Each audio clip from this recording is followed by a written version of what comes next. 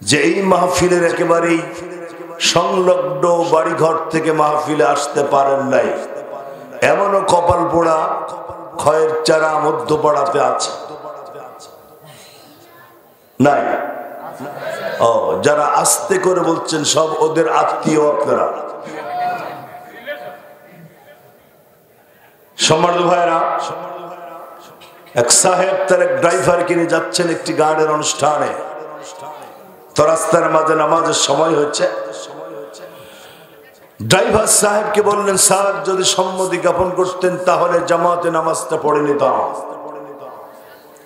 ড্রাইভারের এই প্রস্তাব সাহেবের কাছে খুব বিরক্তিকর বলে মনে হলো।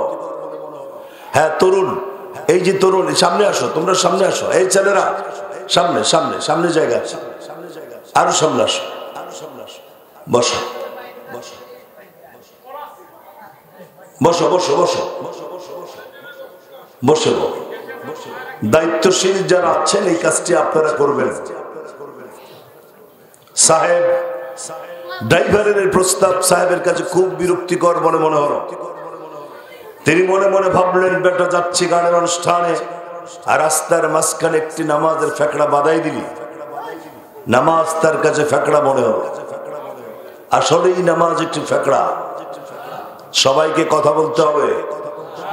আমি জানি আপনারা জবাব এরকমই দেবেন, কিন্তু কোরআনে কারীমের মধ্যে আল্লাহ তাআলা বলছেন, ওয়া ইন্নাহা লাকাবীরাতুন ইল্লা আলাল খাশিন। নামাজ একটা বোঝা, নামাজ একটি বাড়তি প্রেশার, নামাজ একটি কঠিন কাজ, কিন্তু যারা আল্লাহকে ভয় করে তাদের জন্য এটা কঠিন নয়। যারা লম্পট, যারা ভণ্ড, তাদের জন্য নামাজ একটি বিব্রতকর। কথা বলেন না কেন? সাহেব ড্রাইভারকে খুবই তাচ্ছিল্য হয়ে বললেন, আরে যা যা যাবি ঠিক, তবে তাড়াতাড়ি আসবি। ড্রাইভার গাড়ি বন্ধ করে মসজিদে প্রবেশ করলেন। ইমামের পেছনে আল্লাহু আকবার বলে দাঁড়িয়ে গেলেন। এখন ইমাম যতক্ষণ কেরাত লম্বা করবে, ড্রাইভারকে তো ততক্ষণ ইমামের পেছনে দাঁড়িয়ে থাকতে হবে। ইমাম যতক্ষণ রুকু সেজদায় অবস্থান করবে, ড্রাইভারকেও ততক্ষণ রুকু সেজদায় অবস্থান করতে হবে। কার ট্রেন আর প্লেন কখন ছাড়বে এটা তো আর ইমামের জানার ব্যাপার নয়। যথারীতি নামাজ হয়ে গেল, সব মানুষ বেরিয়ে আসছেন, কিন্তু ড্রাইভার বেরোচ্ছে না। ড্রাইভার আঙ্গুল গুনে করে পড়ছেন, সুবহানাল্লাহ, আলহামদুলিল্লাহ, লা ইলাহা ইল্লাল্লাহু আল্লাহু আকবার। ড্রাইভারের বেরোনো দেরি দেখে সাহেব গাড়ি থেকে নেমে মসজিদের জানালা দিয়ে তাকায় দেখে বেটা আঙ্গুল কি যেন হিসেব করছেন। The bad man still speak bad. ছোট লোকের মুখে ছোট কথায় আশা করা যায়। উনি মনে মনে ভাবলেন, বেটা নামাজও পড়ে আবার পাকা চোর।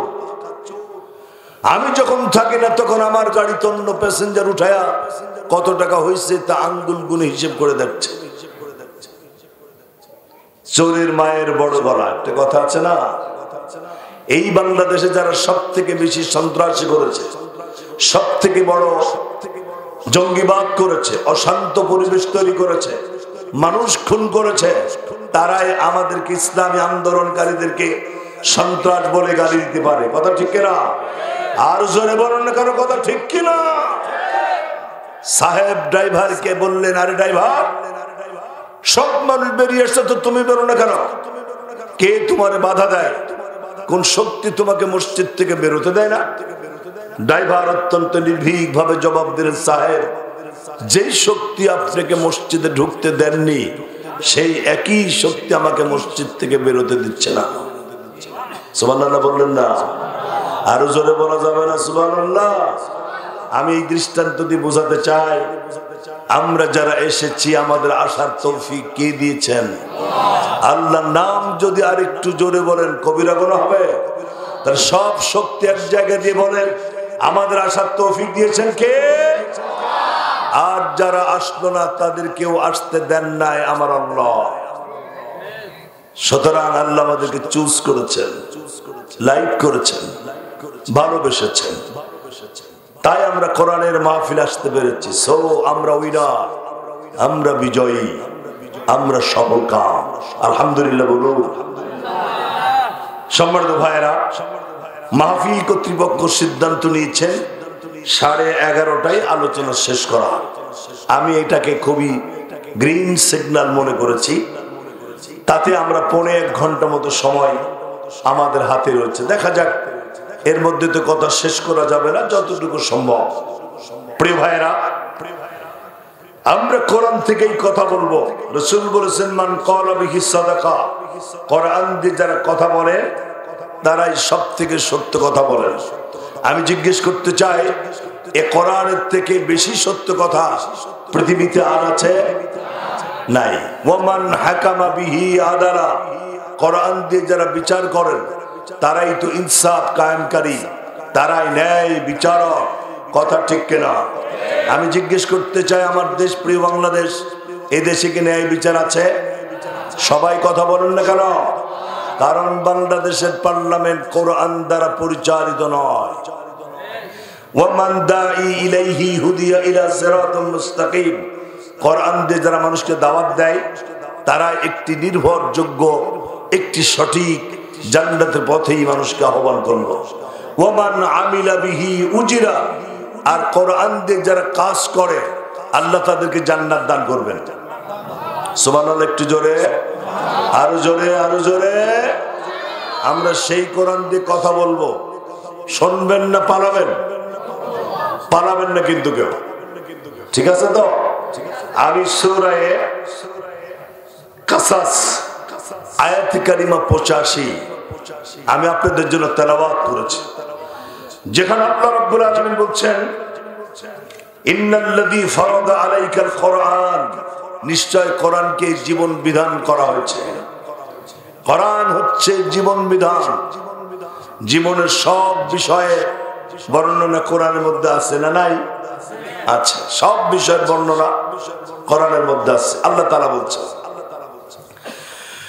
আল্লাহ রাব্বুল আলামিন কোরআনে কারীমের মধ্যে চমৎকার করে জানিয়ে দিলেন, ওয়ানাজ্জালনা আলাইকাল কিতাবা তিবয়ানান লিকুল্লি শাইইন ওয়া হুদান ওয়া রাহমাতান ওয়া বুশরা লিল মুসলিমিন। কোরআন তেলাওয়াত শেষ হবে, আল্লাহু আকবার দি মাঠটাকে একটু জীবিত রাখবেন। পারা যাবে না ভাই? কারণ এই পৃথিবীতে আমি যেদিন এসেছিলাম, আমার এক কানে আজান আর এক কানে ইকামত। কে আওয়ামী লীগ, কে বিএনপি, কে জাতীয় পার্টি, কে জামাত ইসলাম, এটা কিন্তু মূল্যায়ন করা হয়নি, ঠিক কিনা ভাই? আমার আজানের প্রথম শব্দ কি? ও মাশাআল্লাহ, আপনারা আজানের প্রথম শব্দ বুঝি কি সেটা জানেন না? তো জানেন তো জবাব দেন না কেন? আজানের প্রথম শব্দ কি? আমার ইকামতের প্রথম শব্দ কি? আমার নামাজের প্রথম শব্দ কি? আমার জানাজার নামাজের প্রথম শব্দ কি? আমার জীবনের শুরু, জীবনের শেষ স্লোগান একটাই হবে, লিল্লাহে তাকবীর। তবে দুঃখজনক হলো সত্য, এ বাংলাদেশে অনেক রাজনৈতিক দল আছে যে দল করলে লিল্লাহে তাকবীর আল্লাহু আকবার বলা যায় না। কি আছে না এরকম দল? আমি কলিজা সাফ করে বলতে চাই, যেই দল করলে আল্লাহর নামে স্লোগান দেওয়া যায় না, এরকম রাজনৈতিক দলের কপালে আগুন লাগুক। আমিন বলেন। আরেকবার, আবার। কোরআন তেলাওয়াত শেষ হবে, আল্লাহু আকবার দিয়ে মাঠটাকে একটু জীবিত রাখবেন। আল্লাহ তাআলা বলছেন, আল্লাহ রাব্বুল আলামিন কোরআনে কারীমের মধ্যে চমৎকার করে জানিয়ে দিলেন, ওয়ানাজ্জালনা আলাইকাল কিতাবা তিবয়ানান লিকুল্লি শাইইন ওয়া হুদান ওয়া রাহমাতান ওয়া বুশরা লিল মুসলিমিন। আল্লাহ রাব্বুল আলামিন বলেন, পৃথিবীর মানুষেরা, তোমরা যদি এই কোরআনকে প্রশ্ন করো, কোরআন তোমার মধ্যে কি পলিটিক্যাল সায়েন্স, তোমার মধ্যে কি economical, arithmetics, mathematics, geology, botanical, apply chemistry, physics, social science, sociology, medical science, engineering, technology সব তোমার মধ্যে আছে নাকি? আল্লাহর কোরআন জবাব দিয়ে দেয়, একজন মানুষের জীবনে যা যা প্রয়োজন সবকিছু খুলে খুলে আমি কোরআনে কারীমের মধ্যে আল্লাহ তাআলা বর্ণনা করে দিয়েছেন। সুবহানাল্লাহ। আর একটু জোরে বলা যাবে না? সব আছে না নাই? সব আছে, তবে রাজনীতিটা নাই। জি আছে। যারা বলেন কোরআনের মধ্যে রাজনীতি নাই, এরা কোরআন শব্দটা লেখে কেমনে জানে না, কোরআন শব্দের অর্থকে জানে না। তারাই বলে কোরআনের মধ্যে রাজনীতি নাই। বিগত সরকার, এই সদ্য বিদায়ী সরকার, এই সরকারের কিছু মন্ত্রী ছিল, দেখেন তাদের কোরআন হাদিসের জ্ঞান কত বেশি। একজন মন্ত্রী বলছেন আগামীকাল ঈদুল আজহার জানাজার নামাজ হবে। সুবহানাল্লাহ। হ্যাঁ, না আপনি তো নাউজুবিল্লাহ বলছেন, কিন্তু একজন মন্ত্রী বলছে আগামীকাল ঈদুল আজহার জানাজা হবে। তার মানে একটা মন্ত্রী জানে না কোনটা জানাজা কোনটা ঈদ, এগুলো হচ্ছে মন্ত্রী।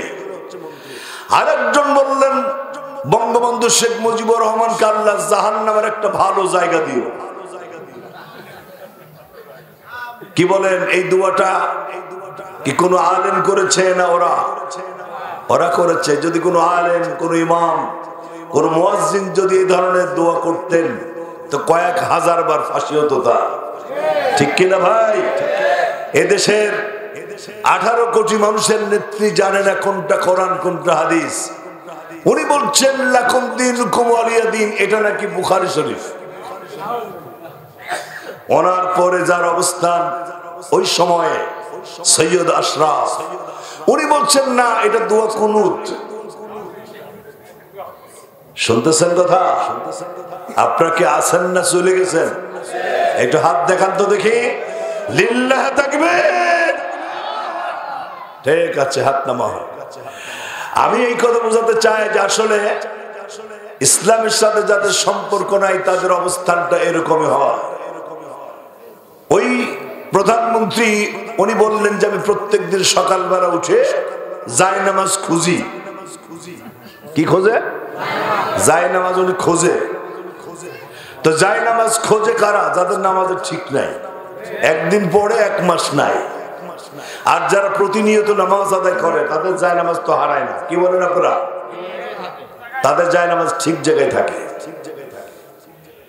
সুতরাং লিল্লাহ তাকবীর, আল্লাহু আকবার। কোরআন কারীম একটি পরিপূর্ণ জীবন বিধান, এর মধ্যে সবকিছুর বর্ণনা রয়েছে।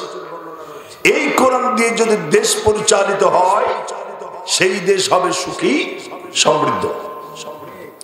আমরা সুখ এবং সমৃদ্ধ এবং শান্তি চাই কিনা? চাই। আল্লাহ রাব্বুল আলামিন বলছেন যারা সুখ চায়, সমৃদ্ধি চায়, অথচ যারা আল্লাহর কোরআনটাকে বাদ দেয় তাদের উদাহরণ আল্লাহ কোরআনের মধ্যে দিয়েছেন। আল্লাহ তাআলা বলছেন ওয়াল্লাযীনা কাফারু আমালুহুম কাসারাবিন বিকিয়া। যারা সুখ চায়, সমৃদ্ধি চায়, অথচ আল্লাহর কোরআনকে বাদ দেয় তাদের উদাহরণ একটা তৃষ্ণার্ত ব্যক্তির মতন, যার বুক ভরা তৃষ্ণা লেগেছে, ঘর থেকে বেরিয়েছেন পানির জন্য, বহু দূরে পানির মতন কি যেন দেখতে পেলেন, ওখানে তিনি দৌড়ে গেলেন। হাত্তা ইদা জাআহু লাম ইয়াজিদহু শাইয়া। যখন তিনি ওখানে দৌড়ে গেলেন, যায় দেখছে ওটা পানি নয়, ওটা মায়া মরিচিকা, পাথরের কুচি, বালি কণা অথবা কাচের টুকরো।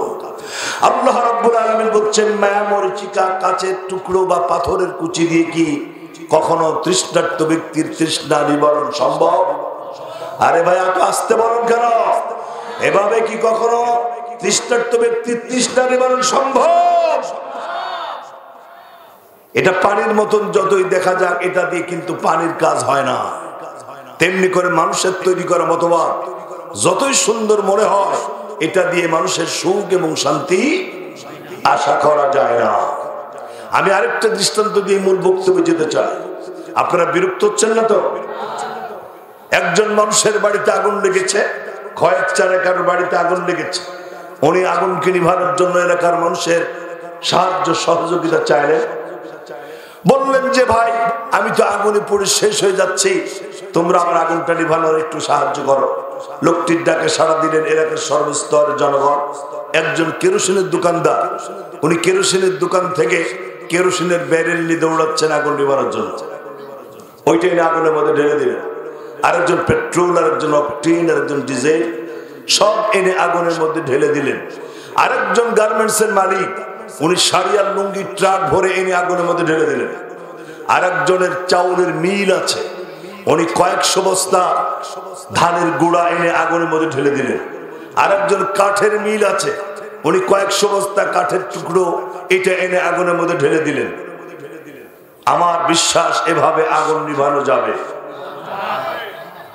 জি, আগুন নিভবে না, বড় শত সহস্র গুণ আগুনের পরিমাণ বেড়ে যাবে। আপনি আগুন নিভাবেন, দেবেন কেরোসিন, এটা দিয়ে আগুন নিভানো যায় না। আগুন নিভানোর জন্য দরকার পানি অথবা বালি। আপনি সুখ চাবেন, শান্তি চাবেন, অথচ আল্লাহর কোরআনকে বাদ দিয়া একটি সন্ত্রাস মুক্ত, চাঁদাবাজি মুক্ত, চোর ডাকাত মুক্ত, জেনা ব্যভিচার সুদ ঘুষ মুক্ত একটি সমাজ চাবেন, অথচ কোরআনকে বাদ দিবেন। আল্লাহর কসম, চোর বন্ধ হবে না, ডাকাত বন্ধ হবে না, সন্ত্রাস বন্ধ হবে না, বরং গোটা দেশ চোর এবং ডাকাতে ভরে যাবে। কথা ঠিক কিনা? এই জন্য কোরআন দিয়ে সমাজ পরিচালিত হলে সেই সমাজ হবে সুখী, সমৃদ্ধ। আল্লাহর জমিনে যদি আল্লাহর কোরআন অর্থাৎ ইসলামী সমাজ ব্যবস্থা যদি চালু হয়, তার প্রথম শর্ত হচ্ছে আইন চলবে আল্লাহ। সবাইকে বলতে হবে আইন চলবে কার? কোরআন সে কথা কোট করেছে। আল্লাহ রাব্বুল আলামিন কোরআনে কারীমের মধ্যে চমৎকার করে জানিয়ে দিলেন,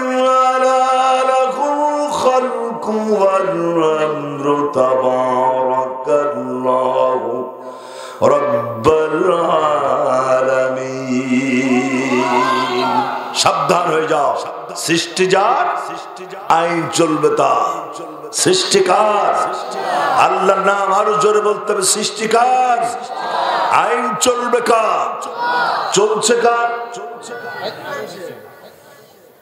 শয়তানের, তাগুতের। আল্লাহর আইন চলছে মোটামুটি মসজিদ, মাদ্রাসা, বিবাহ, তালাক, ওযু, তায়াম্মুম, গোসল, দাফন, কাফন, জানাজা শেষ। কিন্তু আমার গণভবন, বঙ্গভবন, সচিবালয়, মন্ত্রণালয়, কোর্ট কাচারি, আদালত, supreme court, local court, high court, আইন বিভাগ, দণ্ড বিভাগ, বিচার বিভাগ, সব চলছে মানুষের তৈরি করা পচা, নষ্ট, নোংরা আইন দ্বারা। কথাটা ঠিক বললাম না বেঠিক বললাম? তার অর্থ দাঁড়ালো, তার মানে হলো আমার জীবন রাজনীতি ইসলামের কাজে লাগলো না, আমার জীবন ধর্মঘট ইসলামের কাজে লাগলো না, আমার জীবনের লেখালেখি, আমার জীবনের সাংবাদিকতা ইসলামের কাজে লাগলো না। কিন্তু আমি যখন মরে গেলাম তখন বলা হলো বিসমিল্লাহি আলা মিল্লাতি রাসূলিল্লাহ, আল্লাহর নামে রাসূলের দলে অচল চালায়া দিলাম। আল্লাহ রাব্বুল আলামিন যেন বুঝাতে চান, গোটা লাইফ তুমি আমাকে দিতে পারো নাই, তোমার আন্দোলন ইসলামের কাজে লাগে নাই, ধর্মঘট ইসলামের কাজে লাগে নাই, তোমার রাজনীতি, তোমার ভোট, তোমার নির্বাচন, তোমার স্লোগান কোনটা ইসলামের কাজে লাগে নাই। সুতরাং তোমার মরার লাশ আজ আমার দরকার নাই। ঠিক কিনা দরকার? এটা আল্লাহর কাছে কোনো প্রয়োজন নাই। মনে করেন এই খয়রার স্বামী মরেছে, স্বামীর লাশটা নিয়ে যদি বউকে বলা হয়, বউ কত প্রেম, কত ভালোবাসা, কত রাত কাটিয়েছে এক বিছানায়, সেই স্বামীর লাশটা নিয়ে আমবাগানে, বাঁশবাগানে, ঝোপে ঝাড়ে এটাকে দাফন না করে তুমি যে খাটের উপর শুয়ে থাকো এর নিচেই এটাকে কবর দিতে চায়, এ প্রস্তাব যদি স্ত্রীকে দেওয়া হয়, স্ত্রী তো দারুণ খুশি হয়ে যাবে। নেবে স্ত্রী? এ লাশ যদি বাবাকে দেওয়া হয় বাবা নেবে, মাকে দিলে মা নেবে। তো যে লাশ বাবা নেবে না, মা নেবে না, বউ নেবে না, তো সে ছাতা আল্লাহ বা নেবেন কেন? তার মানে মরার আসে কোন প্রয়োজন আল্লাহর কাছে নাই। আমি আরেকটা ছোট্ট উদাহরণ দিয়ে সহজ করে দিই ব্যাপারটা। সারাদিন বিএনপির মিছিল করেছেন, ধানের শীষের মিছিল করেছেন, সন্ধ্যার সময় যদি আওয়ামী লীগের অফিসে গিয়ে যদি বলেন ও নৌকার ভাইরা সারাদিন ধানের শীষের মিছিল করতে গিয়া খুব তৃষ্ণা পেয়েছি, ও নৌকার ভাইরা তোমরা আমাদেরকে একটু কোক খাওয়াও,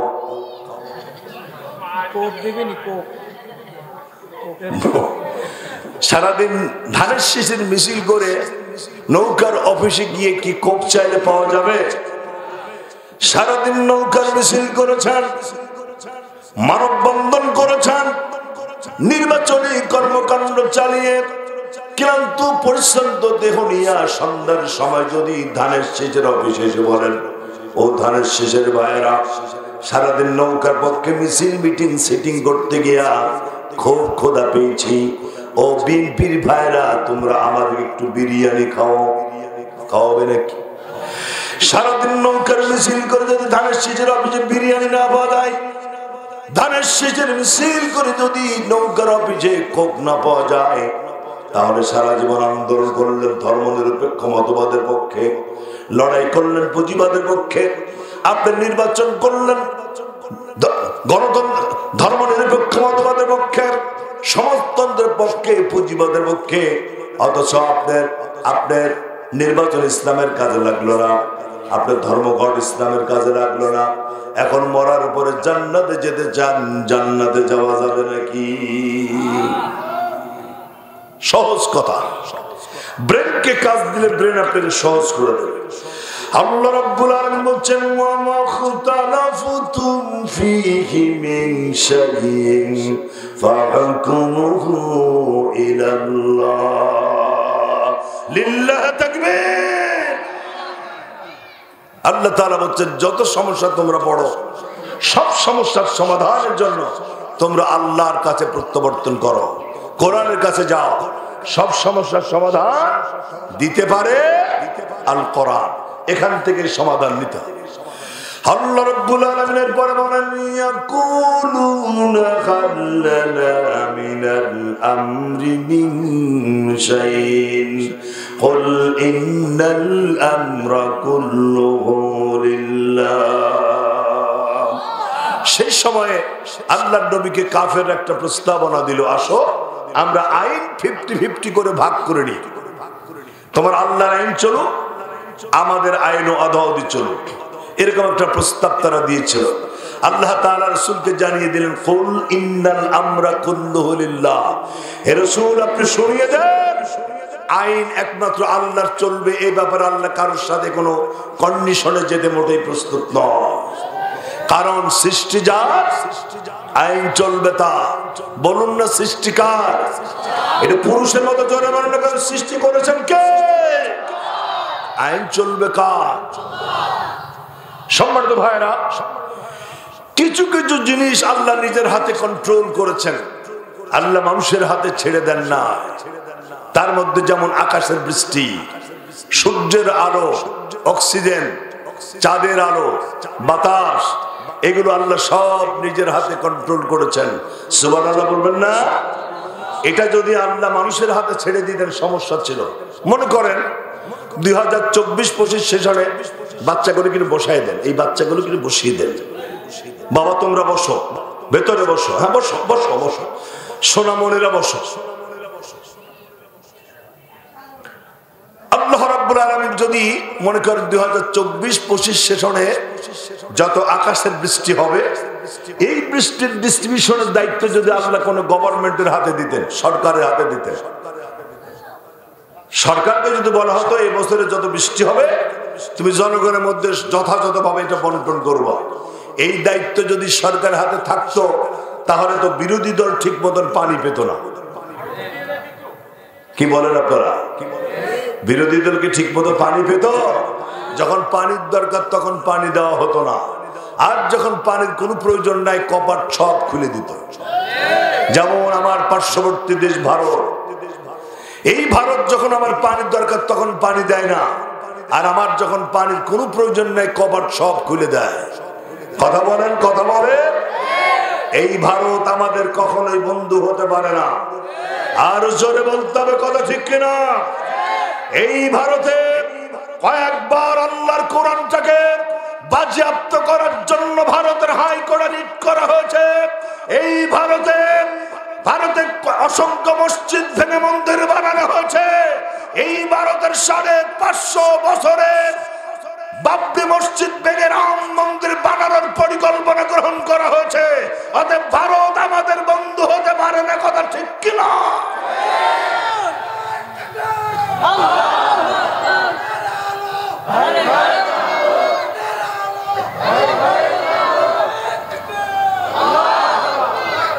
ভয় পেয়ে গেলেন নাকি আপনারা? সামনে বসেন, চলে গেছেন, দুজনে আসেন, আসেন, সামনে বসেন। লিল্লাহে তাকবীর, আল্লাহু আকবার। এটা হার্ট অ্যাটাকের ঝুঁকি কমায়। আমি আবার বলছি, লিল্লাহে তাকবীর, আল্লাহু আকবার। এটা হার্ট অ্যাটাকের ঝুঁকি কমায়। এমন একটি স্লোগান দেবেন, গোটা মাঠে ভূমিকম্প বাড়ায় দেবেন, লিল্লাহে তাকবীর। কথা বলতেছিলাম, আইন চলবে আল্লাহ, এ ব্যাপারে আল্লাহ কারোর সাথে কোনো কম্প্রোমাইজ করতে প্রস্তুত নয়। আকাশে এবং জমিনে সবাই আইন মানে কার? আরো জোরে কোরআন বলছে, আল্লাহ রাব্বুল আলামিন কোরআনে কারীমের মধ্যে সাফ সাফ করে জানিয়ে দিলেন, লাশ-শামসু ইয়ানবাগী লাহা আন তুদরিকাল কমারা ওয়ালাল লাইলু সাবিকুন নাহার ওয়া কুল্লুন ফি ফালাকি ইয়াসবাহুন। আল্লাহ রাব্বুল আলামিন বলেন, সূর্য পারে না চন্দ্রকে ধরিতে, চন্দ্র পারে না সূর্যের গায়েতে, যার যে স্থান বহাল রাখিয়া ভ্রমণ করছে খোদাকে ডরিয়া। সুবহানাল্লাহ বলা যাবে নাকি? অথচ পৃথিবী বড় না সূর্য বড়? সূর্য বড়। কত গুণ বড়? হ্যাঁ, যারা জানেন জবাবটা দেন। 13 লক্ষ গুণ বড়। 13 লক্ষ পৃথিবী পাশাপাশি দাঁড়ালে একটি সূর্যের মতো হতেও পারে, নাও পারে। সহজ করে বলা যায়, সূর্যকে ভেঙে টুকরো টুকরো করলে এরকম পৃথিবীর মতন 13 লক্ষ পৃথিবীর জন্ম দেওয়া সম্ভব। সুবহানাল্লাহ বলেন। এই সূর্যের থেকে বড় হচ্ছে তারকা। বিজ্ঞানীরা গবেষণা করে বলছে 13 লক্ষ পৃথিবীর সমান সূর্য একটি নয়, এরকম 3 কোটি সূর্য ছোট্ট তারকার বুকের মধ্যে নামবে আর উঠবে। তারকা টেরই পাবে না কি নামলো আর কে উঠলো। এই তারকার থেকে বড় হচ্ছে ব্ল্যাক হোল। বিজ্ঞানীরা বলছেন 13 লক্ষ পৃথিবীর সমান এক সূর্য একটি নয়, এরকম 3 কোটি সূর্যকে খেয়ে হজম করতে পারে যেই তারকা, সেই তারকা যখন ব্ল্যাক হোলের গতিসীমার কাছে যায়, ব্ল্যাক হোল ওই তারকাকে আস্তে করে ধরে চকলেটের মতন চুষে নিমিষের মধ্যে শেষ করে দেয়। এর নাম হচ্ছে ব্ল্যাক হোল। সুবহানাল্লাহ বলবেন না? আল্লাহু আকবার বলবেন না? এগুলো আইন মানে কার? আরে ভাই জোরে বলুন না, কেন আইন মানে কার? এগুলো আল্লাহর আইন মানে বলে সূর্য বিশাল হওয়ার কারণে কখনো চাঁদের বুকে লাথি মারে না।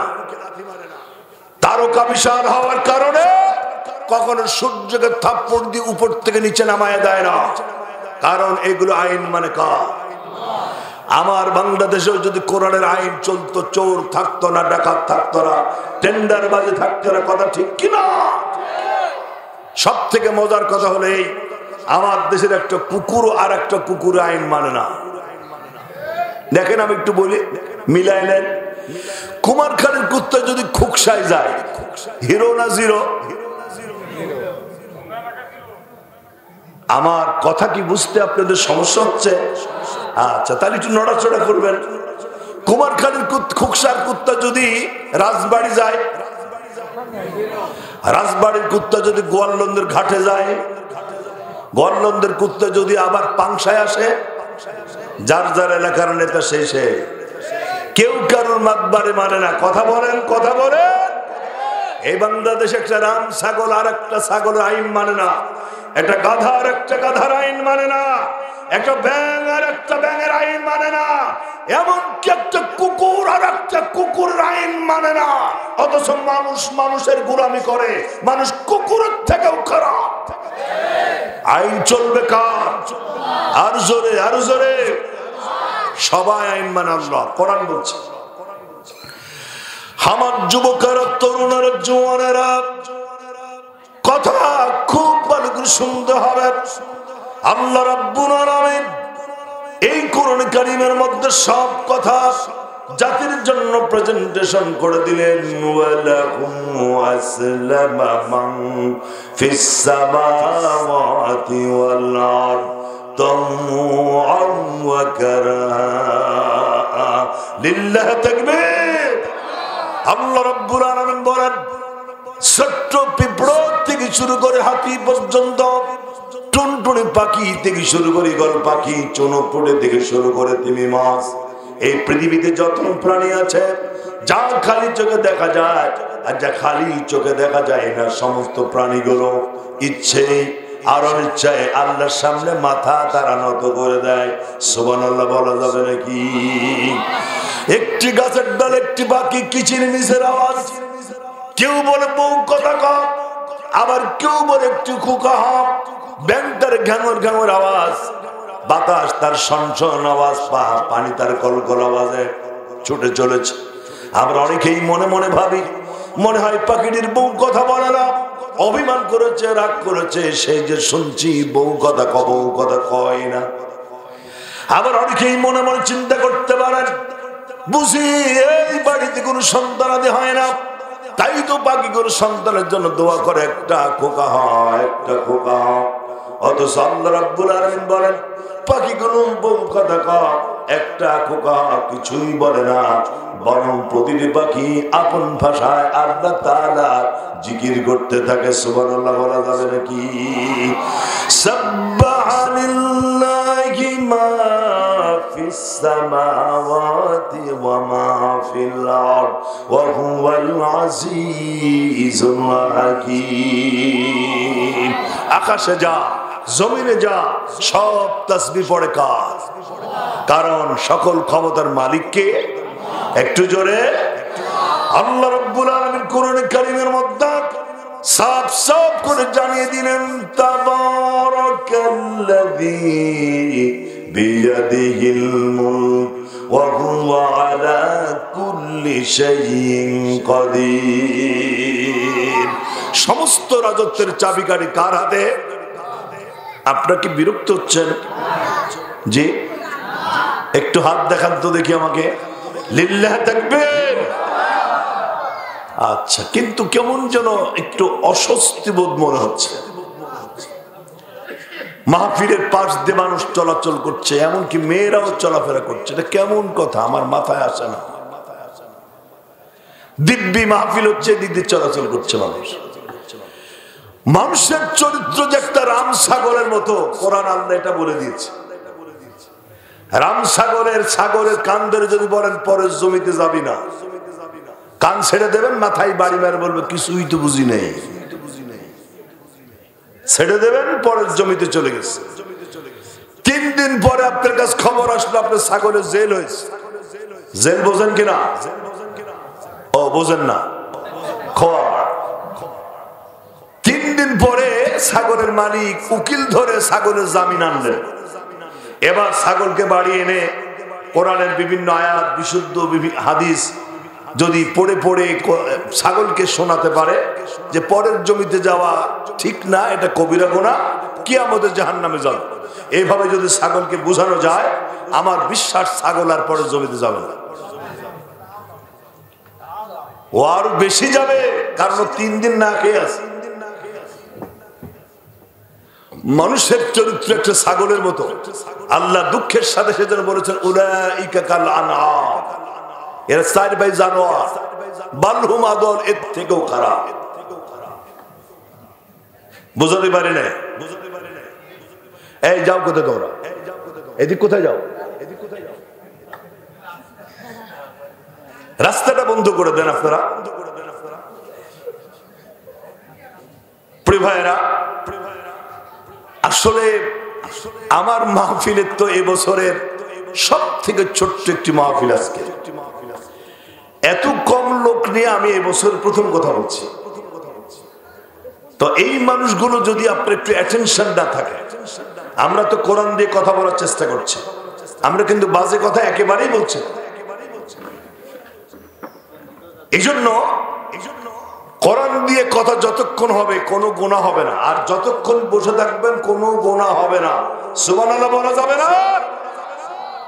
কিন্তু যারা এই যে রাস্তায় ঘোরাফেরা করছেন, চায়ের স্টলে দাঁড়ানো আছেন, মিষ্টির দোকানে দাঁড়ানো আছেন, এরা কোনো না কোনো গুনার সাথে জড়ায় পড়ছে। কথা বলতেছিলাম সকল ক্ষমতার মালিক কে? এক আঙ্গুল আকাশের দিকে উঁচু করে বলুন তো, সকল ক্ষমতার মালিক কে? আল্লাহ রাব্বুল আলামিন কোরআনে কারীমের মধ্যে পরিষ্কার করে জানিয়ে দিলেন, তাবারাকাল্লাযী বিয়াদিহিল মুলক ওয়া হুয়া আলা কুল্লি শাইইন কাদির। সমস্ত রাজত্বের চাবিকাঠি কার হাতে? আল্লাহর হাতে। তিনি যারে খুশি দেন, যার থেকে ইচ্ছা তিনি এটা ছিনিয়ে নেন। আছে না কোরআনে? আল্লাহ রাব্বুল আলামিন কোরআনে কারীমের মধ্যে সব কথা জাতির জন্য প্রেজেন্টেশন করে দিলেন। কুলিল্লাহুম্মা মালিকাল মুলকি তুতিল মুলকা মান তাশা ওয়া তানজিউল মুলকা মিম্মান তাশা ওয়া তু'ইজ্জু মান তাশা ওয়া তুযিল্লু মান তাশা। আল্লাহ রাব্বুল আলামিন বলেন, আমি রাজাধিরাজ, আমি সম্রাটের সম্রাট, আমি মালিকুল আমলাক, আমি রাজার রাজা, বাচ্চার বাচ্চা, যারে খুশি ক্ষমতা দান করি, আর বেয়াদবি করলে কান ধরে নামায় দিই। ক্ষমতার মালিক কে? সে আল্লাহ। এখন তো আর নাই, থাকলেও অনেক বয়স হয়ে গেছে। আমার তরুণেরা, যুবকেরা, জওয়ানেরা, আমার ছেলেরা, আমার মেয়েরা খুব ভালো করে শুনতে হবে কথা। আল্লাহ রাব্বুল আলামিন সূরাতুল বাকারা 255 নম্বর আয়াতুল কুরসির বুকের মধ্যে আল্লাহ তাআলা জানিয়ে দিলেন, আল্লাহু লা ইলাহা ইল্লা হুয়াল হাইয়ুল কাইয়্যুম। যারা জানেন পড়েন সবাই, আল্লাহু লা ইলাহা ইল্লা হুয়াল হাইয়ুল কাইয়্যুম। আল্লাহর নবী বিশ্বনবী বলেন, এই কোরআনের মধ্যে সবথেকে দামি আয়াত আয়াতুল কুরসি। যে ব্যক্তি এই আয়াতুল কুরসি একবার তেলাওয়াত করবেন, সেই জন্য গোটা কোরআনের 4 ভাগের 1 ভাগ তেলাওয়াতের সমান সওয়াব পাওয়া যাবে। আল্লাহর নবী বিশ্বনবী আরো বলেছেন, যে ব্যক্তি আয়াতুল কুরসি প্রত্যেক ফরজ নামাজে পড়ে বুঝে বুঝে তেলাওয়াত করবে আর বুকে ফুক লাগাবে, আল্লাহ নবী বলেছেন কিয়ামতের দিন আল্লাহ তাআলা ওই বান্দা বান্দির ব্যাপারে সিদ্ধান্ত নেবে, আর আল্লাহ তাআলা ওই লোকটিকে জান্নাত দিয়ে দেবেন। সুবহানাল্লাহ বলা যাবে নাকি? চিরঞ্জীব, তিনি চিরস্থায়ী, তিনি ছিলেন, তিনি আছেন, তিনি থাকবেন। যার শুরু নাই, যার শেষ নাই, যিনি ঘুমান না, যিনি জিমান না, যিনি আকাশ আর জমিন চালাতে গিয়ে কখনো দুর্বল হয়ে যান না। জোরে বলুন তো, তার নাম কি? এরকম আল্লাহ কয়জন? জোরে। ছোট্ট একটি সূরার মধ্যে আল্লাহ রাব্বুল আলামিন নিজের যে জিনিস চমৎকার করে জানিয়ে দিলেন, কুল হুয়াল্লাহু আহাদ আল্লাহুস সামাদ লাম ইয়ালিদ ওয়া লাম ইউলাদ ওয়া লাম ইয়াকুল লাহু কুফুয়ান আহাদ। আল্লাহ নবী বিশ্বনবী বলেন, ছোট্ট সূরা গোটা কোরআনের 1/3 3 ভাগের 1 ভাগ। তার মানে হলো এই, যে ব্যক্তি ছোট্ট সূরাটি একবার তেলাওয়াত করবেন, সেজন্য গোটা কোরআনে 10 পারা তেলাওয়াতের সমান সওয়াব পাওয়া গেল।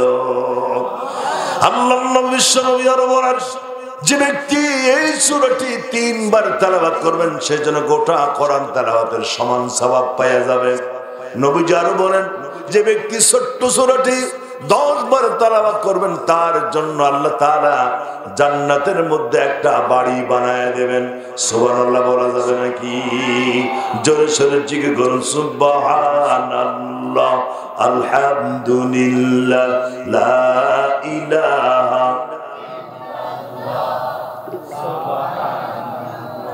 আলহামদুলিল্লাহ, লা ইলাহা ইল্লাল্লাহ মুহাম্মাদুর রাসূলুল্লাহ। যেমন তুমি দিলে জমিন দিয়েছো আসমান, সুখের সমাজ গড়তে দিলে তেমনি কোরআন তোমার দয়া ফুরান, দয়া ফুরান, দয়া ফুরান। লিল্লাহ তাকবীর। তৃষ্ণা নিবারণে দিলে স্বচ্ছ সাধু পানি, জঠর জ্বালা জুড়াতে আর ফল ফসল জানি। পথের দিশাই তেমনি দিলে, পথের দিশাই তেমনি দিলে রাসূলে আকরাম, রাসূলে আকরাম,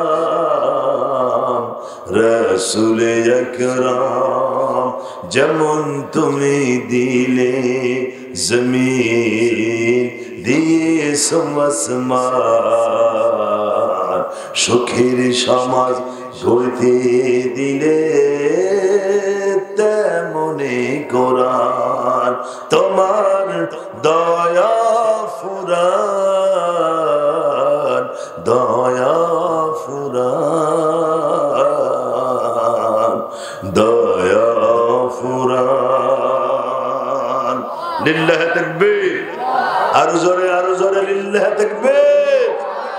এই কোরআনের সমাজ ব্যবস্থা যদি চালু হয়ে যায়, তাহলে প্রথম যে সুবিধা হবে সেটা হচ্ছে অভাব থাকবে না। বাংলাদেশের মানুষ আর তেল বাদে তরকারি খাবে না, চাউলের পরিবর্তে আলু খাবে না, আর কাঁঠালের বার্গার নিয়েও চিন্তা করবে না। আল্লাহ বলছেন কোরআনের সমাজ ব্যবস্থা চালু হলে বরকতের দরজা আল্লাহ খুলে দেবেন। কে বলেছেন? আল্লাহর নাম আর একটু জোরে বলতে কি আপনাদের শরম টরম করে? জোরে বলেন এ কথা কে বলেছেন? কোরআন বলছে। আমার প্রিয় ভাইরা, আল্লাহ রাব্বুল আলামিন চমৎকার করে জানিয়ে দিলেন, ওয়ালাউ আন্না আহলাল কুরা আমানু ওয়াত্তাকাউ লাফাতা'না আলাইহিম বারাকাতিন মিনাস সামাই ওয়াল আরদ। আল্লাহ রাব্বুল আলামিন বলেন, যদি এই জনপদের মানুষেরা যদি আল্লাহর প্রতি ঈমান আনে আর যদি আল্লাহকে ভয় করার নীতি অবলম্বন করে, তাহলে আমি আকাশের বরকতের দরজা আর জমিনের বরকত দরজা আমি বান্দার জন্য খুলে দেব। সুবহানাল্লাহ বলা যাবে নাকি?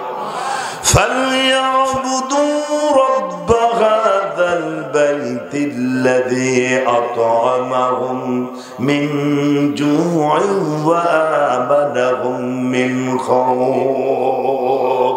এই ঘরের মালিকের ইবাদত যারা করবে, এই ঘর বলতে কোন ঘর? কাবা ঘর।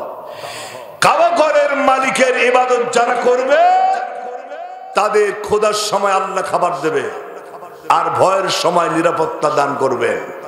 এই গ্যারান্টিটা কে দিলেন? একটু জোরে সরে বলুন, গ্যারান্টি কে দিয়েছেন? আল্লাহ তাআলা দিয়েছেন। আল্লাহ রাব্বুল আলামিন কোরআন কারীমের মধ্যে চমৎকার করে জানিয়ে দিলেন, আল্লাযী জাআলা লাকুমুল আরদা ফিরাশান ওয়াস সামাআ বিনাআন ওয়া আনজালা মিনাস সামাই মাআন ফাআখরাজা বিহি মিনাস সামারাতি রিজকান লাকুম ফালা তাজআলু লিল্লাহি আনদাদা ওয়া আনতুম তা'লামুন। আল্লাহ রাব্বুল আলামিন বলেন, আমি আকাশ বানালাম তোমাদের জন্য ছাদ, জমিন বানালাম তোমাদের জন্য বিছানা, আর আকাশ থেকে পানি দিয়া তোমাদের রিজিকের ব্যবস্থা করে দিলাম। সুবহানাল্লাহ বলেন। আকাশকে আল্লাহ ছাদ বললেন, জমিনকে বিছানা বললেন। কারণটা কি? জমিনটা নরম বটে, শক্ত বটে, বিছানা নরম বটে, শক্ত বটে। জমিন খুব বেশি নরম নয়, খুব বেশি শক্ত নয়। জমিন যদি খুব বেশি নরম হতো, আপনি হাঁটতে গেলে গলা পর্যন্ত দেবে যেতেন, চলাফেরা করতে পারতেন না।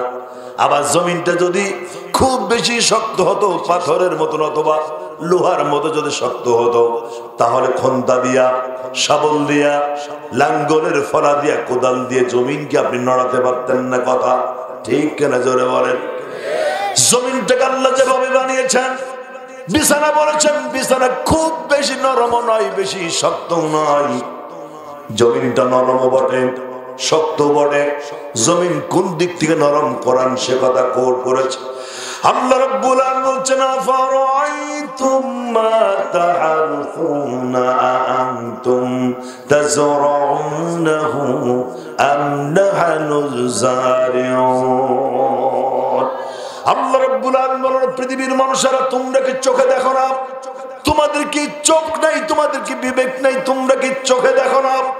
যখন একটি শিমের বিচি, একটা লাউয়ের বিচি, একটি শসার বিচি যখন জমিনে বপন করা হয়, শসার বীজের মাথাটা ফেটে যায়, নরম দুটি পাতা আকাশের দিকে উদ্গত হয়ে যায়, টোকা দিলে ভেঙে যায়, দুটি আঙ্গুল দিয়ে চাপ দিলে নরম দুটি পাতা গলে যায়।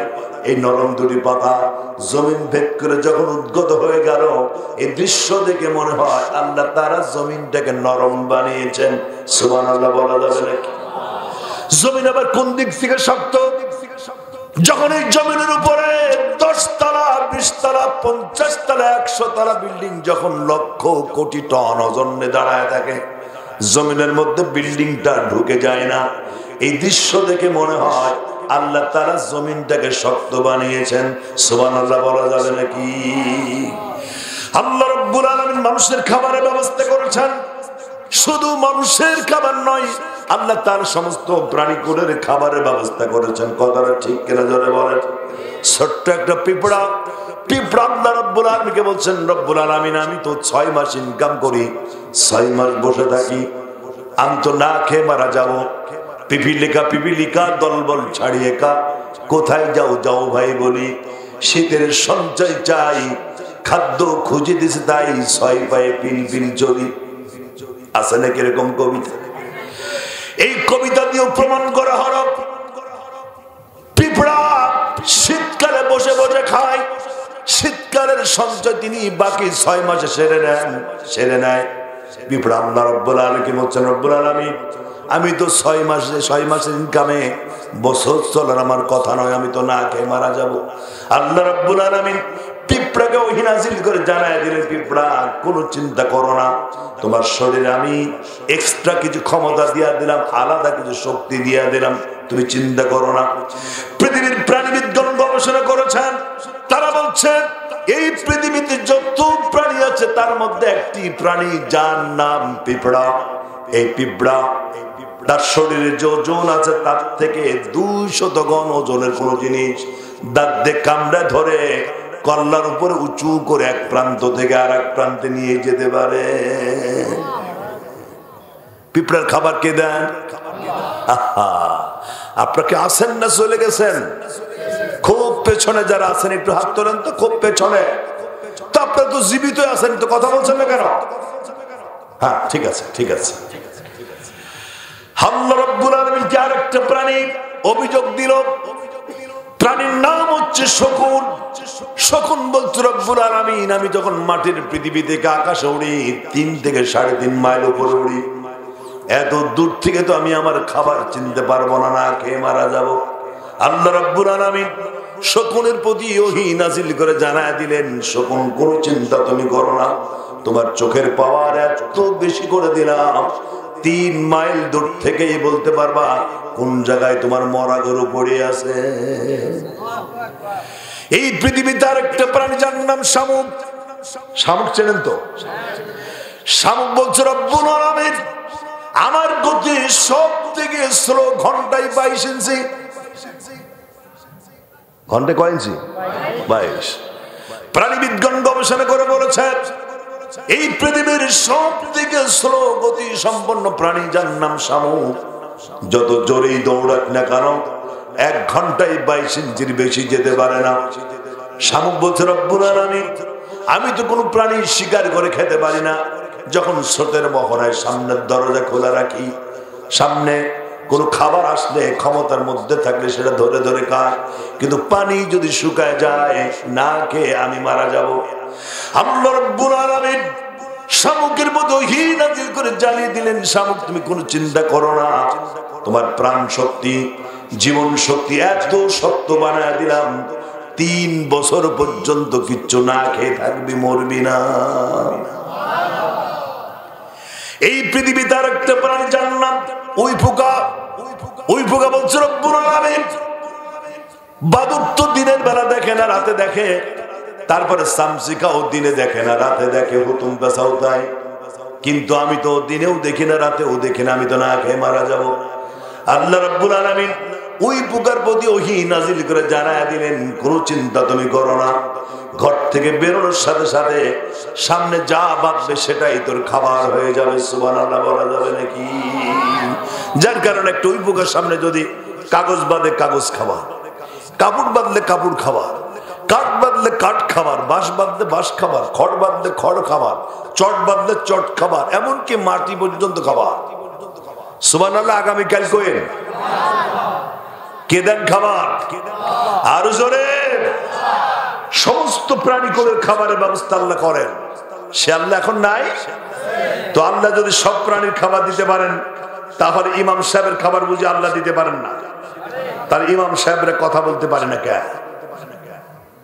কেন পারি না? সব খাবারের ব্যবস্থা করেন আল্লাহ। যদি সমাজে কোরআনের সমাজ চালু হয় খাদ্যের অভাব থাকবে না। সুবহানাল্লাহ বলেন। 2 নম্বর যেটা হবে সেটা হচ্ছে হত্যা থাকবে না। আজ বাংলাদেশে হত্যা আছে না নাই? পুরুষের মতো কথা বলতে হবে, হত্যা আছে না নাই?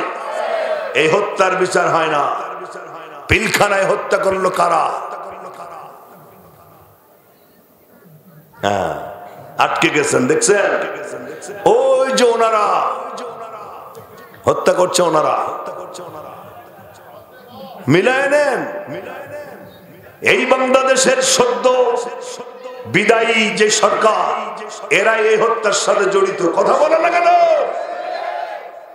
28শে অক্টোবরে ইসলামী আন্দোলনকারী সাপের মতো পিটায়া রাস্তার উপরে ফেলায়া লাশের উপরে নৃত্য করেছে তারা। করে ঠিক কিনা ধরে বলে। এরপরে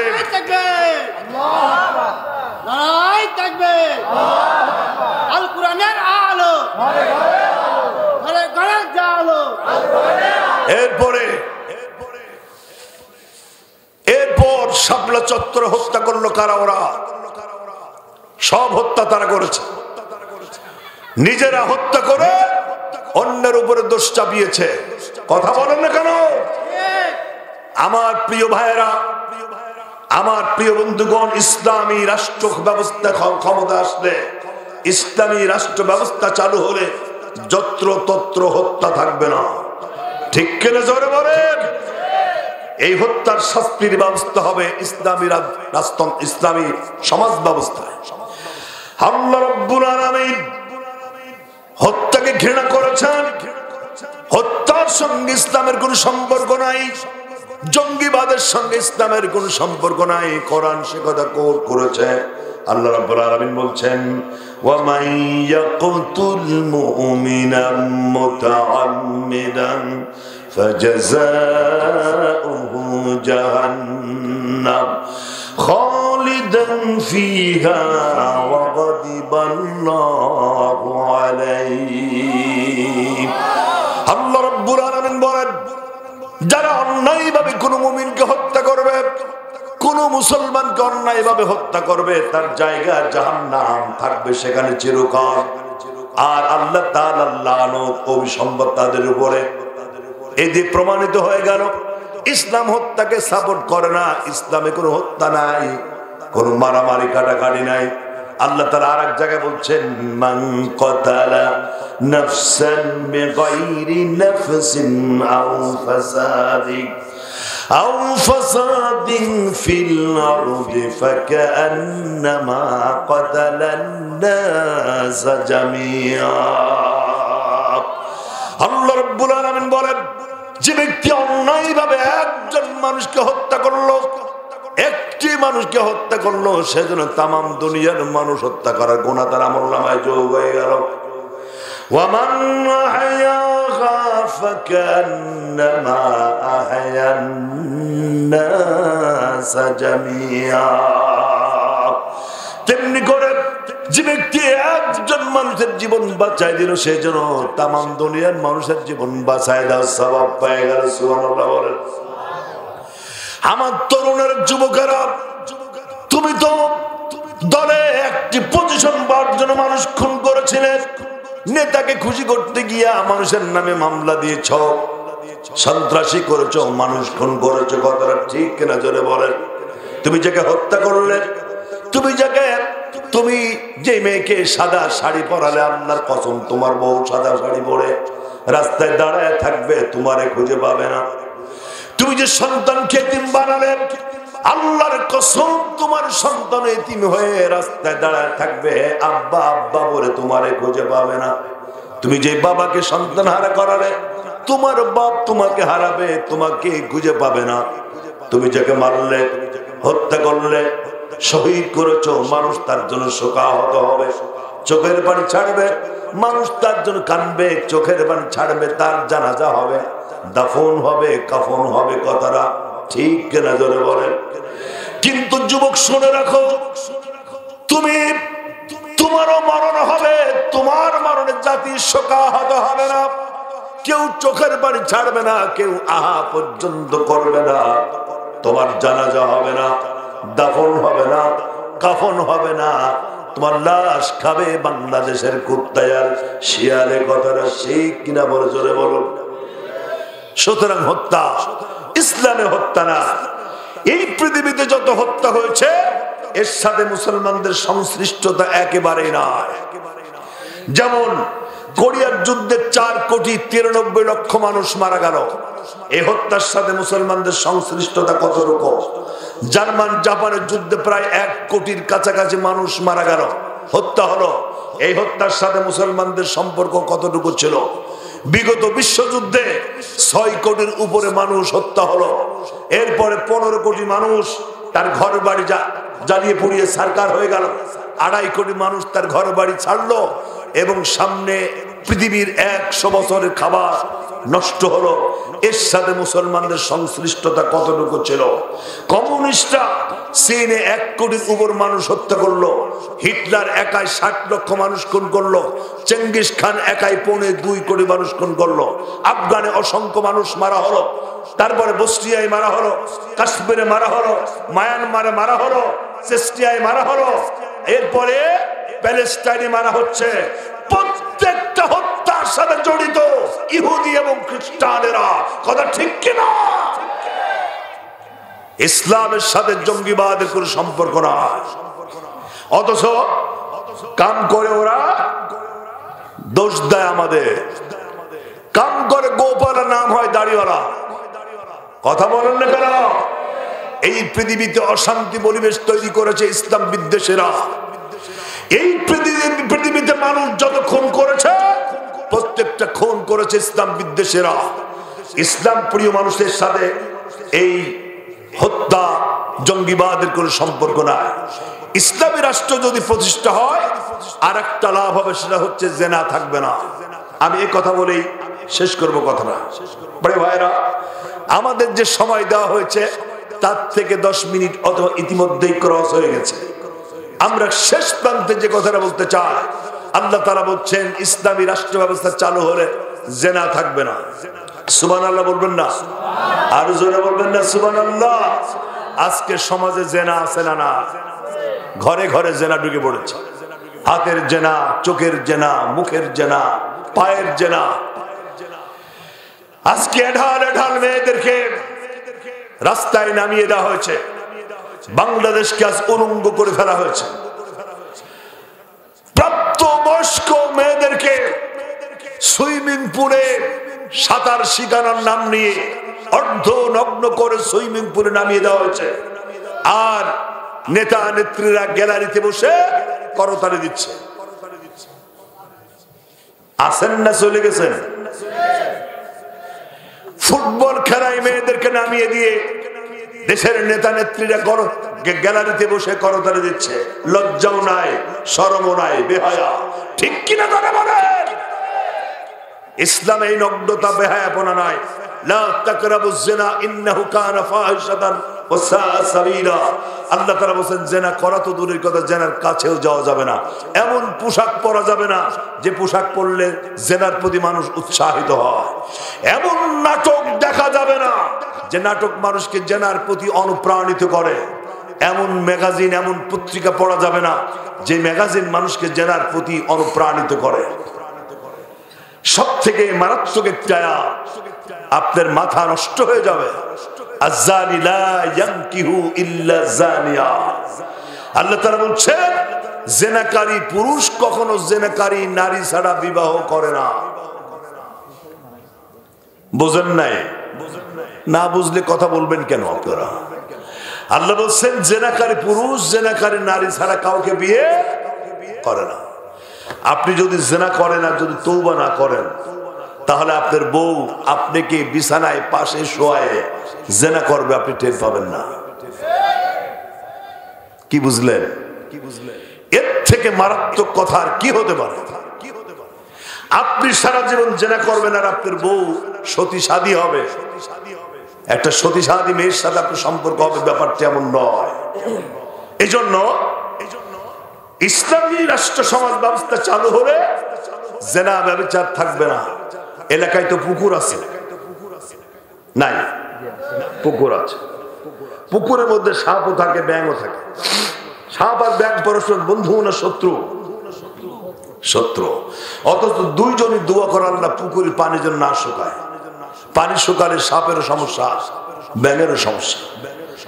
যদি পানি বেঁচে থাকে অন্তত পক্ষে মিলেমিশে জীবনযাপন করা যাবে। এই কোরআনের সমাজ যদি চালু হয়, তাহলে আওয়ামী লীগ, বিএনপি, জাতীয় পার্টি, কমিউনিস্ট, জামাত ইসলাম, চরমনা, তাবলীগ সবাই এর থেকে ফায়দা পাবে। সুবহানাল্লাহ বলবেন না? আর যদি কোরআনের সমাজ চালু না হয়, তাহলে এরোপ্লেনে ধর্ষণ হবে, চলন্ত মাইক্রোবাসে ধর্ষণ হবে, চলন্ত ট্রেনে ধর্ষণ হবে। 3 বছরের শিশু থেকে 60 বছরই 80 বছরের বৃদ্ধারা জিনা থেকে, ধর্ষণ থেকে বাঁচতে পারবে না। এর থেকে বাঁচবে না বাংলাদেশের একটা ঘর, একটা পরিবার। কথা ঠিক কিনা? সুতরাং এই বাংলাদেশে কোরআনের সমাজ চালু হোক। কারা কারা চায় দুই হাত উঁচু করে দেখা? লিল্লাহ তাকবীর। আল্লাহ রাব্বুল আলামিন আমাদেরকে কোরআনের সমাজ ব্যবস্থা দেখার তৌফিক দান করুন বলে আমিন।